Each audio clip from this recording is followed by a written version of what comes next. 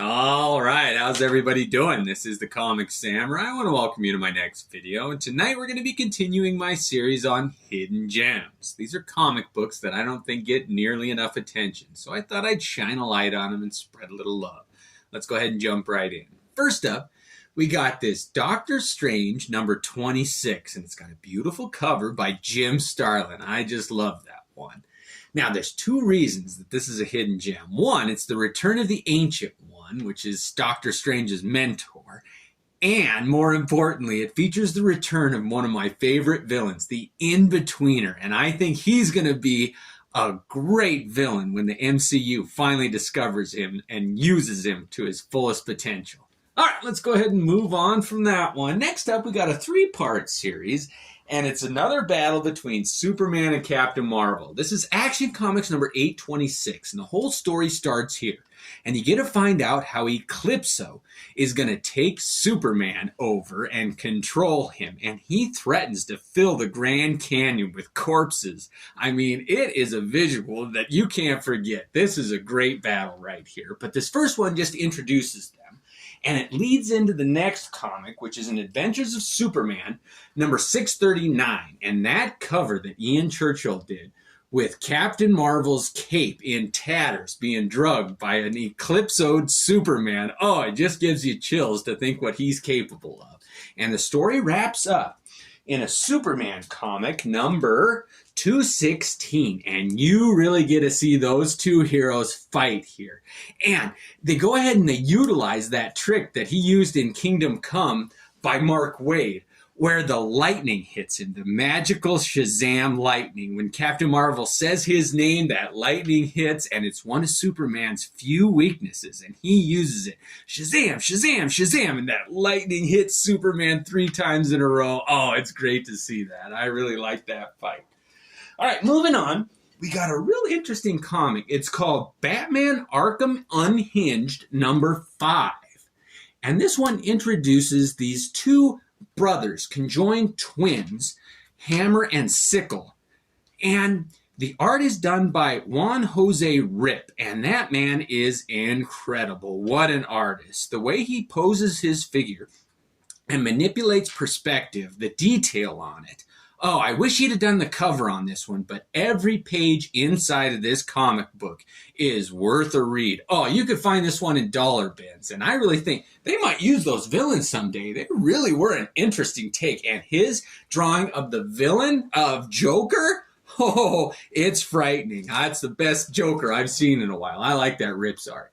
All right, next up, we got Amazing Spider-Man number 161. And what is so interesting about this one is it came out in 1976, and it's an early glimpse into the Danger Room. You get to see Colossus, Nightcrawler, and Wolverine working out together.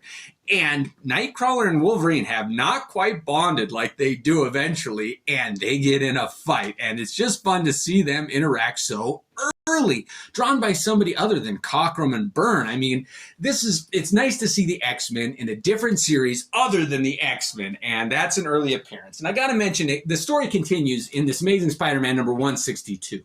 And this isn't really a hidden gem because everybody knows that it's the first appearance of Jigsaw, and seeing though, I mean, you get to see Nightcrawler and Spider-Man, whose powers are pretty much aligned. I mean, they're very similar, interact, and it's a good one. All right, let's move it on. Next up, we've got an Incredible Hulk annual number 7, and the main draw on this one is art by John Byrne. Nobody can draw the Hulk like he can.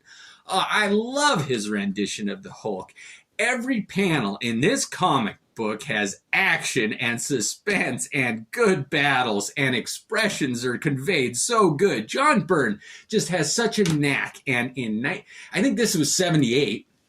Let's see. Yes, that was when John Byrne was at his peak. It really is just a great comic. You get to see this giant sentinel battle the Hulk in outer space, and you get to see how Archangel and Beast and Iceman interact, not Beast. And it's just, you never saw Warren Worthington and Bobby Drake hang out. And you get to see their friendship. I mean, they've been X-Men together for years, decades. And it's nice to see them interact as friends. I really like John Byrne's take on them. All right, next up, we got J.O. Barr's Original Sins by ACG Comic Books. And this reprints a series that was originally in Caliber Presents. But you get to read it without all the other stories, and it's just J.O. Barr goodness every page. And it features this military group that is fighting in a war, and it's dirty and it's reminiscent of a Vietnam conflict. But this character Danzig, oh, they introduce him and he is something to behold. Every quality that J.O. Barr excels at is manifest in that character. That really is a beautiful comic book. I should mention it's black and white, but man, you don't even know it. The art is so good. Next up, we got a series put out by Marvel Comic Books under their Max imprint, and it's called Born. And this tells the story of Frank Castle's experience in the Vietnam conflict.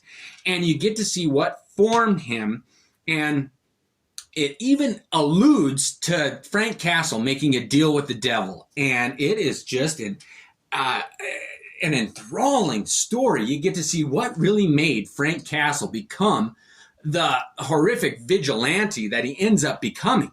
And I wish that the covers were done by a different artist or just in a different style. They weren't that dynamic of a cover. I mean, they're symbolic and everything, but this whole series was written by Garth Ennis, and it was drawn by Derek Robertson, the guy who he teamed up with on the Boys series. But this is before that, and they really were a good fit with each other. I'm glad they went on to do other things because, man, do they match up well. And it really does portray the Vietnam conflict without holding any punches. Because it's in the Max line, they were able to curse and show some rated R graphic, horrific scenes, some violence, and they don't pull any punches with the Vietnam conflict. And it's a little personal to me. My dad was a Vietnam veteran, and the horrors and the things that those kids must have seen was just realistically portrayed in this comic book. And it does have enough humor and heart that it can hold the viewers, but man, it doesn't pull any punches. War is not pretty, and that series, more than any other, captures the flavor that can drive a man to horrific things, like becoming the Punisher. All right, let's move on from that. On a lighter note, we got X Factor number 32. And I like when I do these series to always feature one that has a great cover. And this is one of my favorites of all time. You get to see Thor battling Cyclops, and what an interesting dynamic. I've never seen those two go head-to-head before, and they don't exactly go head-to-head in this comic book either, but the image of them on that cover is spectacular. Now, the guy's name who did this is Stephen Lytle. And I just think that his art is underrated. Every panel in that comic book was a delight to look at. It really is an underrated comic book, in my opinion. Next up is What If Volume 2, Number 1. Now, I remember getting this series when I was a kid and reading this issue and just being blown away. I didn't know anything about the Evolutionary War, but this comic does a great job of summing up that whole storyline that ran through the annuals that year and explaining what would have happened if it would have went a different way. And it is interesting. It's one of the first what-if stories that I read that ended on a pretty happy note. I mean, you get to see eons and millions of years into the future what happens as man continues to evolve on this accelerated path. And it's just a great comic book. It really captures the imagination and puts Wolverine in the forefront of it, believe it or not. Just a good read of a story if you want a good what-if story on a storyline that I didn't know anything about. All right, last up, we got Captain America number 248, and I always like to end it on a high note, and I don't think it gets any higher than this comic book right now. This sums up a hidden gem better than any other comic book. Oh man, that John Byrne art through the whole thing is just amazing. And that villain, well, he's not exactly a villain. He's a misunderstood character, Dragon Man. I think that he could go toe-to-toe with the Hulk strength-wise. I mean, he is unparalleled, but he has the ability to fly. I always wondered why they didn't just levitate the Hulk. And when he's floating in air, I mean, you could just pummel him until you defeat him. he doesn't have the ability to move himself if he's being raised into the air. But this dragon man, he can fly, so he has that weakness beat. I think, oh, I'd love to see the Hulk and Dragon Man go toe to toe, but he goes with Captain America. You get to see him try to nibble on his adamantium shield, and it's just a great fight. Oh, man. So I hope you enjoyed my hidden gems in this little series. Let me know if you thought they were hidden gems and what some of your favorites are. Everybody have a good night. Thanks again.